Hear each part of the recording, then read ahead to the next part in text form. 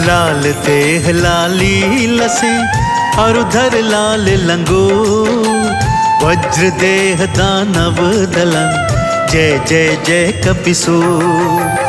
रामदूत बजरंग बली, रुद्र के तुम अवतार, तीनों लोक में हो रही आपकी जय जयकार। रामदूत हनुमान, शत शत तुम्हें प्रणाम।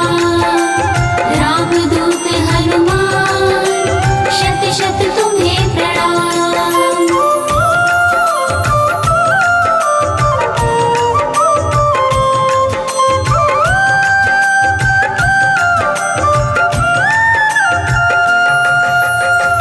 भक्तजनों, गोस्वामी तुलसीदास जी ने स्वयं रचित हनुमान चालीसा में श्री बजरंग बली के स्वरूप का वर्णन किया है। लिखते हैं, कंचन बरन विराज सुबेसा, कानन कुंडल कुंचित केसा। अर्थात स्वर्ण की समान आभा वाले, कानों में कुंडल धारण करने वाले तथा कुंचित केशों वाले हैं श्री हनुमान जी। परंतु क्या आप जानते हैं कि श्री बजरंग बली जो कंचन के वर्ण के समान थे, उन्होंने अपना शरीर सिंदूरी क्यों रंग लिया था? आइए भक्तों, इस पावन संगीतमय गाथा के माध्यम से आपको ये रोचक प्रसंग सुनाने जा रहा हूँ। एक बार श्री हनुमान जी के चरणों का ध्यान लगाते हुए और उनके आराध्य प्रभु श्री राम की जयकार करते हुए मेरे साथ बोलिए, बोलिए भगवान श्री रामचंद्र जी महाराज की, बोलिए बजरंगबली हनुमान जी की। क्यों रंगा हनुमान ने तन सिंदूरी रंग, पावन कथा सुनाऊं मैं, सुनिए मेरे संग। श्री राम की भक्ति में डूबे थे हनुमान, प्रभु राम का ले रहे रात दिना बस नाम। रामदूत हनुमान, शत शत तुम्हें प्रणाम। रामदूत हनुमान, शत शत तुम्हें प्रणाम।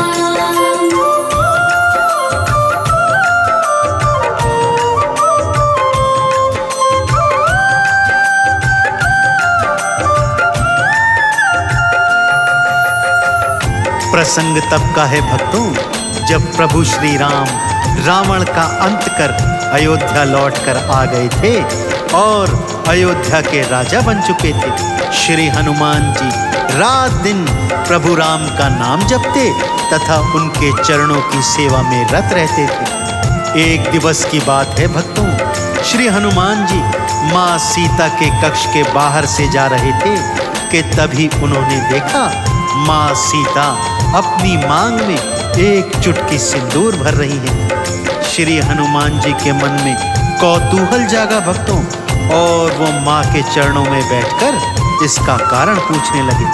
पहले तो माँ सीता ने हनुमान जी को टालने के अथक प्रयास किए, परंतु जब हनुमान जी हट लगा बैठे तो माँ सीता उन्हें क्या बताती है, आइए सुनते हैं भक्तों।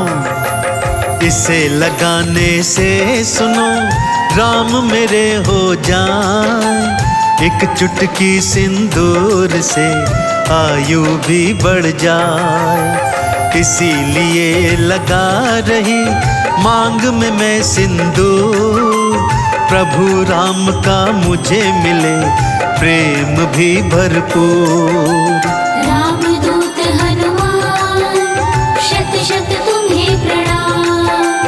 रामदूत हनुमान, शत शत तुम्हें प्रणाम।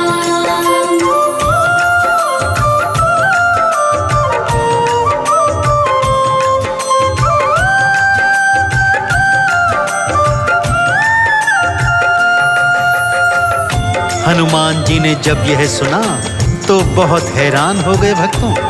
भला एक चुटकी सिंदूर से प्रभु राम की आयु में वृद्धि कैसे हो सकती है? भला एक चुटकी सिंदूर से प्रभु राम का प्रेम और आशीर्वाद माँ सीता को कैसे मिल सकता है? माँ से कारण पूछा तो माँ भी संतोषजनक उत्तर नहीं दे पाई और सिंदूर को ही इसका कारण बता दिया। हनुमान जी मन में सोच विचार करते हुए अपने कक्ष में चले आए। रात भर भगवान श्री राम जी का ध्यान करते रहे और सिंदूर की महिमा पर विचार भी करते रहे।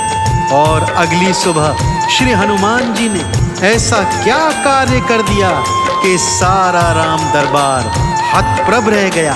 आप भी जानना चाहते हैं तो मेरे साथ ध्यान से सुनिए भक्तों। अगली सुबह दरबार में श्री हनुमान जी आए, अपने सारे तन पे वो थे सिंदूर लगाए।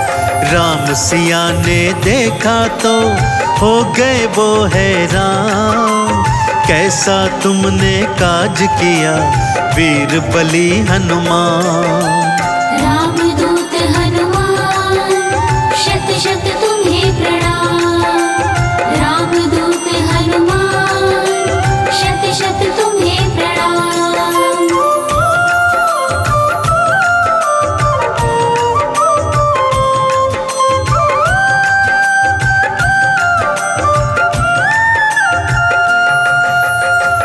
अगली सुबह जब श्री हनुमान जी प्रभु राम जी के दरबार में आए तो सबने देखा कि उन्होंने अपना पूरा शरीर सिंदूर से रंग लिया है। प्रभु राम जी, माता सीता, भरत, लक्ष्मण, शत्रुघ्न सहित सभी दरबारी हतप्रभ रह गए। भक्तों, प्रभु राम ने बड़े प्रेम से हनुमान जी से इसका कारण पूछा।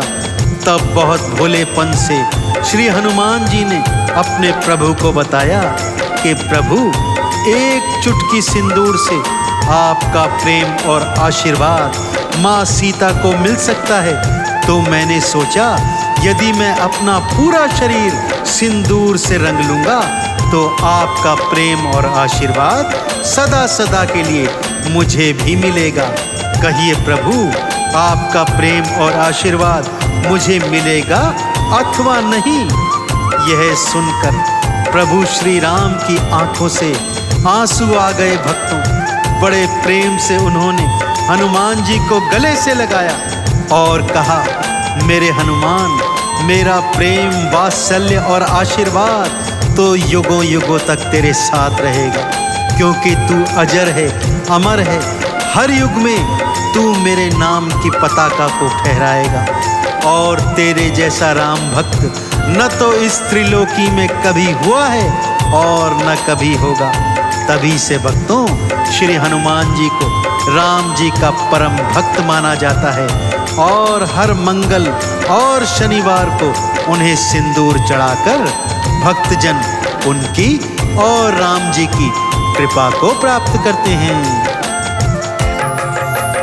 एक चुटकी सिंदूर से मैया आपको पाए, मेरे तन को रंगने से आप मेरे हो जाएं। सुन के बात हनुमान की राम जी गले लगाए, कहते चंदन तुझ सा तो राम भगत नहीं पाए। रामदूत हनुमान शत शत तुम्हें प्रणाम। रामदूत हनुमान शत शत तुम्हें प्रणाम।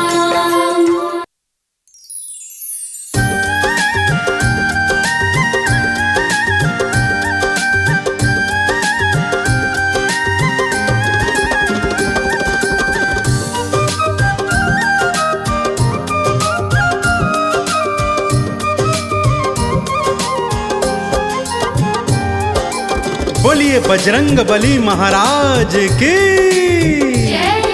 बोलिए श्री रामचंद्र जी महाराज की। भक्तजनों, राजस्थान के सवाई माधोपुर और जयपुर की सीमा रेखा पर स्थित है मेहंदीपुर बालाजी का अति प्रसिद्ध, पावन और प्रख्यात मंदिर, जिसे भक्तजन मेहंदीपुर बालाजी धाम के नाम से जानते हैं। भूत प्रेत आदि ऊपरी बाधाओं के निवारणार्थ यहाँ आने वालों का तांता लगा रहता है। भक्तों, तंत्र मंत्र आदि ऊपरी शक्तियों से ग्रसित व्यक्ति यहाँ पर बिना दवा और तंत्र मंत्र के स्वस्थ हो अपने घरों को लौटते हैं। बालाजी का मंदिर मेहंदीपुर नामक स्थान पर 2 पहाड़ियों के बीच में स्थित है, इसीलिए इन्हें घाटे वाले बाबा जी भी कहा जाता है। इस मंदिर में स्थित बजरंगबली की बाल स्वरूप की मूर्ति किसी कलाकार ने नहीं बनाई भक्तों, बल्कि ये तो एक स्वयंभू मंदिर है। यह मूर्ति पहाड़ के अखंड भाग के रूप में मंदिर की पिछली दीवार पर स्थित है। इस मूर्ति को प्रधान मानते हुए बाकी मंदिर का निर्माण बाद में कराया गया था। इस मूर्ति के सीने के बाईं तरफ से एक अत्यंत सूक्ष्म छिद्र से पवित्र जल की धारा निरंतर बहती रहती है भक्तों। यह जल बालाजी के चरणों तले स्थित होकर एक कुंड में एकत्रित होता है, जिसे भक्तजन चरणामृत के रूप में अपने साथ ले जाते हैं। तो आइए भक्तों, मैं आज आपको संगीतमय रूप से पावन मेहंदीपुर बालाजी मंदिर के दर्शन करवाता हूँ।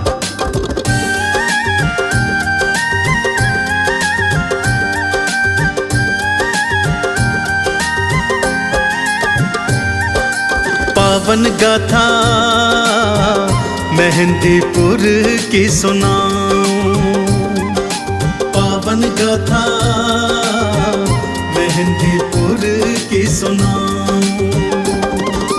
बजरंगी संग्राम प्रभु की बजरंगी संग्राम प्रभु की कृपा मैं दिलवाऊं। पावन गाथा मेहंदीपुर की सुनाऊं, पावन गाथा मेहंदीपुर की सुनाऊं।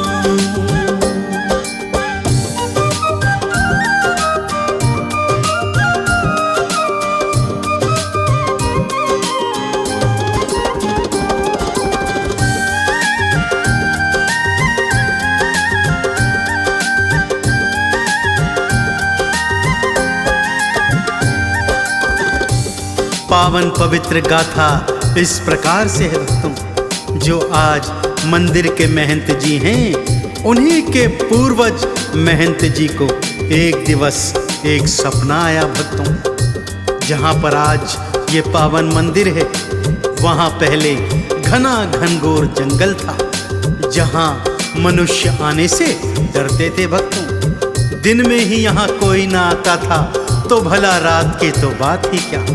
परंतु महंत जी को एक दिवस सपना आया। सपने में क्या देखते हैं कि उस घनघोर जंगल में हजारों दीप जल रहे हैं। ना जाने कब सपने में ही चलते चलते महंत जी उस घनघोर जंगल के मध्य में 2 पहाड़ियों के बीच पहुंच गए। क्या देखते हैं, हजारों दीप जल रहे हैं और एक बड़ी चतुरंगी सेना चलती हुई आ रही है, जिसमें हाथी हैं, घोड़े हैं, सैनिक हैं। सेना एक स्थान पर आकर रुक जाती है भक्तों, और बालाजी की मूर्ति को वहां स्थापित करती है। सेना मूर्ति की प्रदक्षिणा कर वापस लौट जाती है कि तभी महंत जी की तंद्रा वापस आती है। स्वयं को घनघोर जंगल के मध्य पाते हैं, तो मारे भय के दौड़ते हुए घर आते हैं और बड़ी मुश्किल से कुछ देर के लिए सो जाते हैं। अगले दिन क्या होता है, आइए सुनाता हूँ।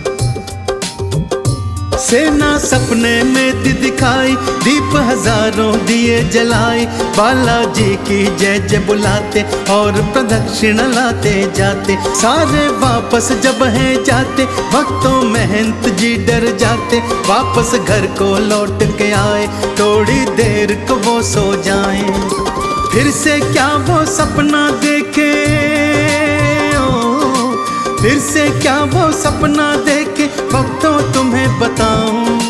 पावन गाथा मेहंदीपुर की सुनाऊं, पावन गाथा मेहंदीपुर की सुनाऊं।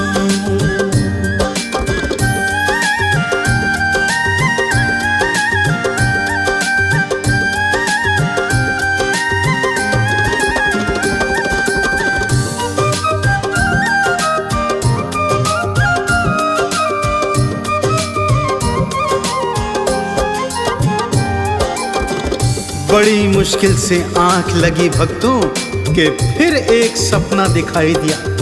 इस बार सपने में 3 मूर्तियां दिखाई दी, बालाजी की, प्रेतराज सरकार की और भैरवनाथ जी की। उनको एक आकाशवाणी सुनाई दी, हे महंत जी, आओ यहाँ पर आकर हमारी मूर्तियां निकालो और हमारा मंदिर स्थापित करवाओ तथा फिर मंदिर की तन मन धन से सेवा करो, तुम पर हमारी कृपा रहेगी। महंत जी की आंख खुली, अपने स्वप्न के विषय में सारे गांव वालों को बताया और गांव वाले महंत जी के साथ बड़ी हिम्मत करके उस निर्जन मन में उस स्थान पर आ गए भक्तों। और बालाजी के बताए अनुसार जब उस स्थान की खुदाई करी तब वहां से बालाजी की ये स्वयंभू मूर्ति प्रकट हो गई भक्तों। जब दी 3 मूर्ति दिखाई, सपने में आवाज लगाई, भक्ता मेरी सेवा लाओ, मेरी भक्ति का फल पाओ। भक्तों मिल संग करी खुदाई, पावन मूर्ति दी थी दिखाई, छोटा मंदिर एक बनवाया, मूर्ति को स्थापित करवाया। आगे हुआ था क्या फिर भक्तों,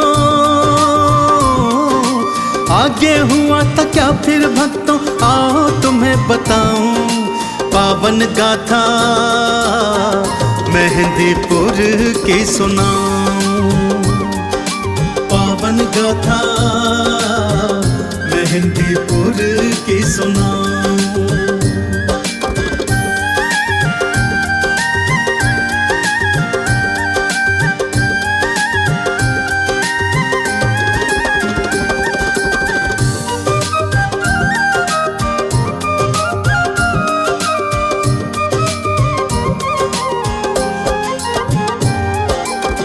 धीरे धीरे घाटे वाले बालाजी की प्रसिद्धि सारे क्षेत्र में फैलने लगी। भक्त लोग यहाँ आकर बालाजी, भैरवनाथ जी और प्रेतराज सरकार के दर्शन कर कृतार्थ होते और उनकी कृपा को प्राप्त करते। भूत प्रेत से परेशान रोगी यहाँ आकर ठीक होने लगे भक्तों। यह देखकर क्षेत्र के ढोंगी पाखंडी परेशान होने लगे तथा उन्होंने मंदिर के विषय में अनाप शनाप बातें फैलानी प्रारंभ कर दी। जब महंत जी राजा के पास गए और मंदिर को और भव्य बनाने की प्रार्थना की तो राजा भी पाखंडियों की बातों में आकर मंदिर पर अविश्वास जाहिर कर बैठा और बालाजी के होने को ही नकारने लगा। इससे बालाजी रुष्ट हो गए भक्तों और 3 मूर्तियां मंदिर से अंतर्ध्यान हो गई। जब यह बात राजा को ज्ञात हुई तो राजा नंगे पांव दौड़ा दौड़ा मंदिर में आया और नाक रगड़कर बालाजी के चरणों में जब क्षमा याचना की तब 3 मूर्तियां वापस प्रकट हुई। राजा ने फिर बालाजी का भव्य मंदिर बनवाया जो आज के स्वरूप से मिलता जुलता है। तो आइए भक्तों आज इस पावन पवित्र मंदिर के दर्शन करते हैं। जब बालाजी प्रगटाए पाखंडी थे सब घबराए, बदनामी थे करने लागे, फिर लोग भी डरने लागे। राजा ने विश्वास न कीना, प्रभु अंतर ध्यान हो लीना। राजा ने फिर शीश नवाया, मंदिर पावन फिर बनवाया। मेहंदीपुर बाला के दर्शन, मेहंदीपुर बाला के दर्शन मैं भी करता जाऊं। पावन गाथा मेहंदीपुर की सुनाऊं, पावन गाथा मेहंदीपुर की सुनाऊं।